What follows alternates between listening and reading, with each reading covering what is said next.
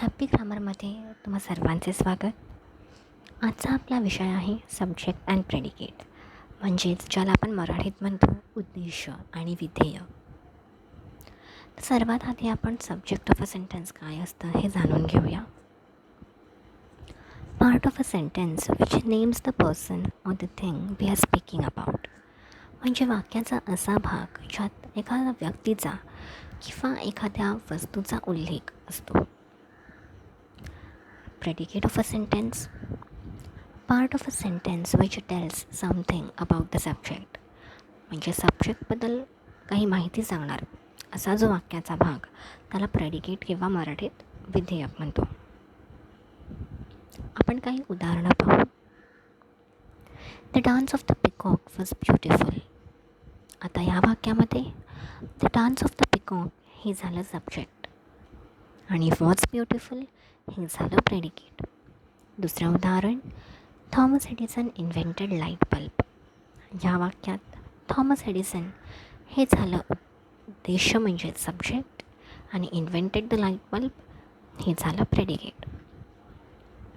तर तुम्ही एक गोष्ट नोटीस केली असेल की was beautiful, invented the light bulb हे आपले प्रेडिकेट आहेत आणि त्यांची सुरुवात एखाद्या क्रियेने होते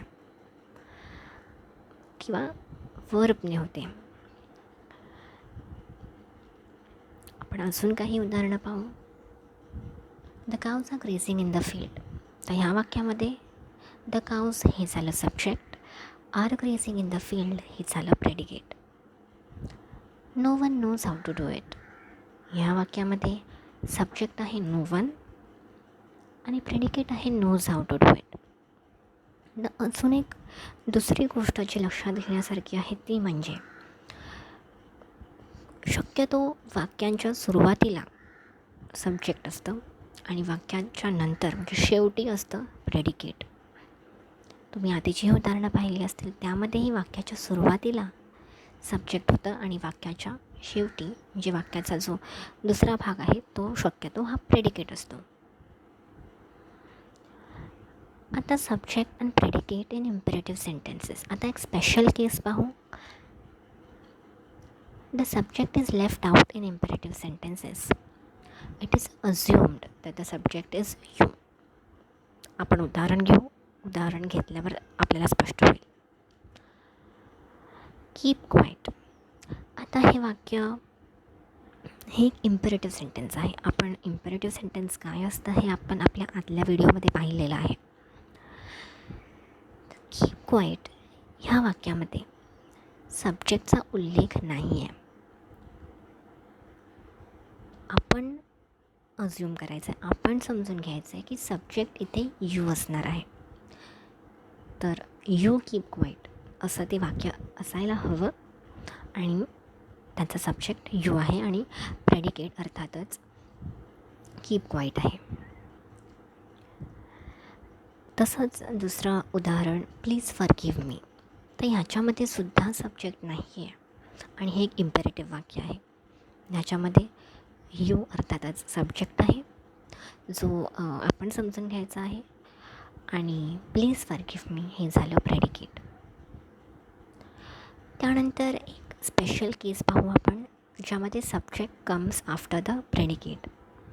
आपण जी 4 उदाहरणं पाहिली त्यामध्ये सब्जेक्ट हे आधी आलेलं आहे आणि प्रेडिकेट नंतर.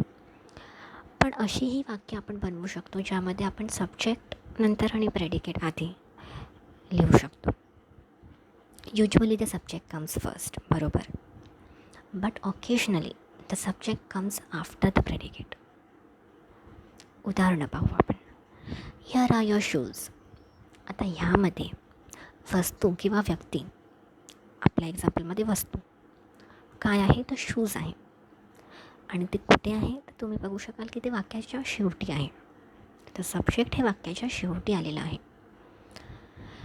सो आपण ह्याला रिअरेंज करू शकतो की युअर शूज आर हिअर. हे सुद्धा एक काय बोलतात असं वाक्य आहे जे इट मेक्स सेन्स.